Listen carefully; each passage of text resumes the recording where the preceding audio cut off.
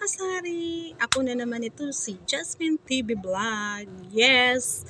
Guys, ito po ay i-share ko sa inyo at ako po ay magpapakilala sa inyo para naman po ako ay inyong makilala at ako po ay inyong suportahan sa aking mga video at sa aking mga ina-upload ay inyo po akong samahan at sa aking Facebook na si Jacqueline Fincalero Roncales ay inyo po sana i-subscribe din po sana wag po kayong magsasawa at magustuhan ang aking mga videos.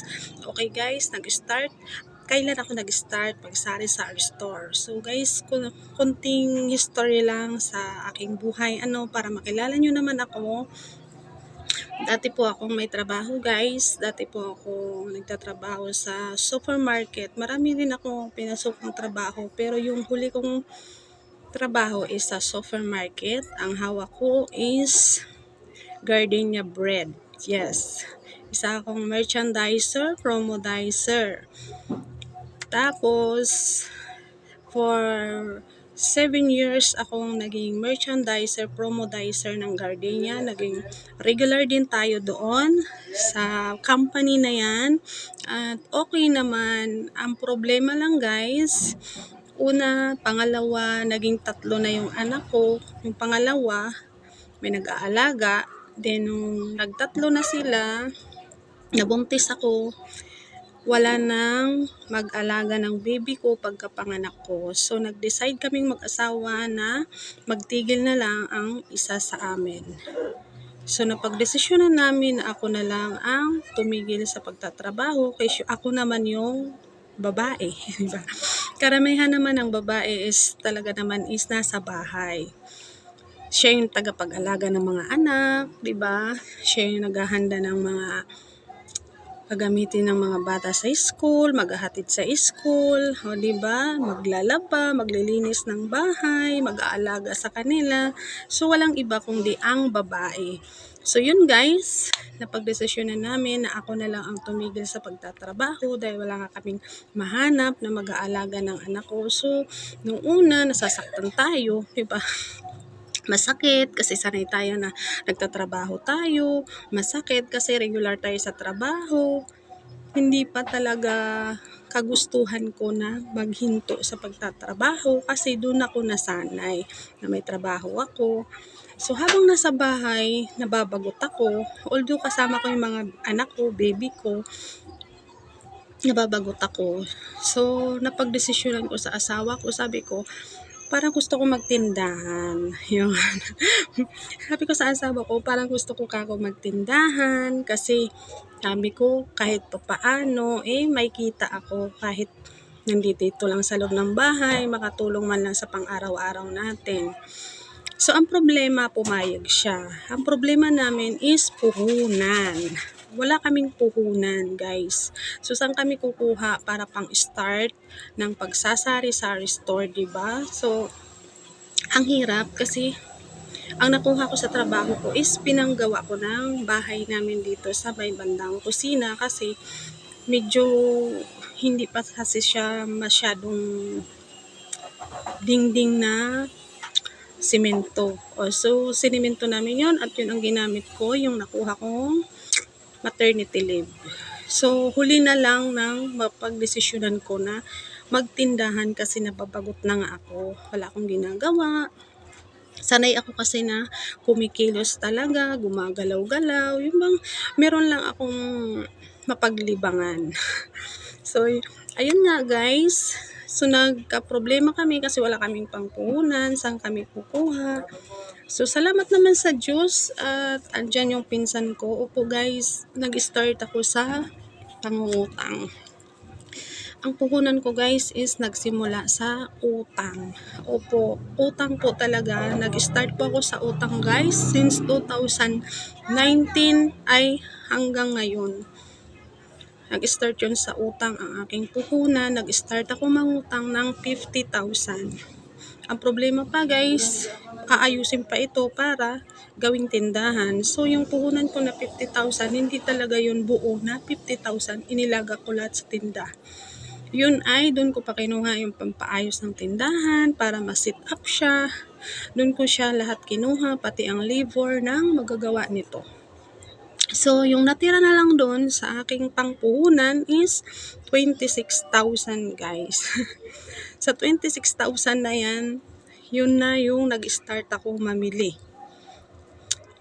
Pero guys, ang hirap kasi wala akong kairo idea kung papaano mamili. Although merchandiser tayo, alam natin yung bibili natin, di ba? Titignan natin expiration, kung mahaba pa. Yun ang mga bibili natin, yung mga mahaba pang expiration. Pero ang hindi ko inalam kung ano ang bumibenta sa area namin na to, dito sa lugar namin, di ba? So, ang mga pinamili ko doon is sardinas, mga dilata, mga condiments, mga coffee, milk, and then mga seasoning, yun, itlog, tuyo, mga candies, biscuit, cupcakes, noodles, pansit canton, tapos yung mga basic needs na panglaba, yun lahat. Binili ko yung lahat. So, nakapag-start tayo ng tindahan sa halagang 26,000. So, yun, okay naman yung flow ng tindahan nung panahon na yun. Talagang marami tayong customer, siguro dahil sa naninibago sila sa'yo, dahil baguhan ka lang, di ba? Baguhan kang nagtitinda, so inaalam nila, nai-excite sila sa'yo, kaya pinupuntahan nila yung tindahan mo. Marami tayong mga friends na nagugulat na lang ako, uy, kilala niya ako. Uy, kilala niya ako, pero siya hindi ko siya kilala. Kasi ngayon lang naman ako guys nag-stay sa bahay. So, ngayon ko lang sila nakilala, di ba? Ngayon lang ko sila nakita ang mga mukha nila, pero ako, kilala na nila ako. Yung pala guys, alams na. May agenda ang ating mga mamimili sa atin. Take note. Kung alam ko lang na ganun ang gagawin nila sa akin noon, ikis na dapat. Pero guys, init. Pero yun guys, nag-start tayo sa puhunan natin na 26,000. Pinaikot ko yun. At lumago naman siya. Nang lumago siya, nakapagdagdag ako ng soft drinks, nakapagdagdag ako ng mga alak, Red Horse, yun, nakapamili ako. So, nadagdagan ang aking paninda. Tapos, dumating si pandemic, ayun, medyo namoroblema na ang inyong lolang tendera. So guys, marami pa akong ikikwento sa inyo kung paano talaga ako nag-start at ano yung mga struggle ko sa buhay na aking mga pinagdaanan dito sa pagsasari-sari store. Sobrang hirap. Sobrang hindi ko alam kung paano palakarin ito dahil maraming customer na nai-encounter ko na hindi ko maintindihan yung kanilang gusto, yung bang ikaw yung gusto nilang paikutin. Alam mo yon, ang hirap kasi yung pala yon, pagka mabait ka sa kapwa mo, babalikan ka naman ng hindi mabuti. Alam mo yun, yung hindi ko na sinabi hindi mabuti, yung yun bang aabusuhin ka. Yun yung ano ko doon, punto. Yung aabusuhin ka nila, na pag mabait ka, yung pala yun. Akala ko noon is mabuti sila, nakikipag-usap sila sa akin, nakikipag-kwentuhan, is yun talaga sila. Yung pala, hindi. Meron silang agenda sa iyong tindahan. Kaya sila sa'yo ay bumibili araw-araw at mabuti sila sa'yo, nakikipag-usap sila sa'yo dahil may agenda. Yun ay ang utangan ka. Take note guys, ganun ang tao. Realidad ng tao. Uutangan ka pala nila. So pag hindi mo napagbigyan, magkakaroon ka na ng katampuhan na hindi mo alam na nagtatampo na pala sila sa'yo dahil hindi mo sila napagbigyan. Kaya guys, ang hirap ng sitwasyon ng may sari-sari store, pero andun pa rin yung mag-assist ka lang sa customer, pakisamahan mo lang sila ng maayos at huwag kang magbabastos, diba? Pakitunguhan mo sila kung may binibili, ibigay mo, pero wag kang magpapaabuso.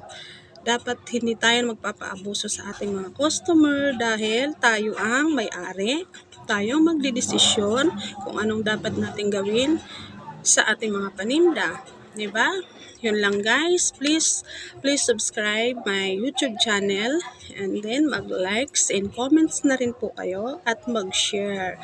Thank you guys for watching. Maraming salamat po sa inyo. Suportahan po sana ninyo ako sa aking YouTube channel. Huwag po kayo magsasawa. Have a nice day. Thank you guys. Bye.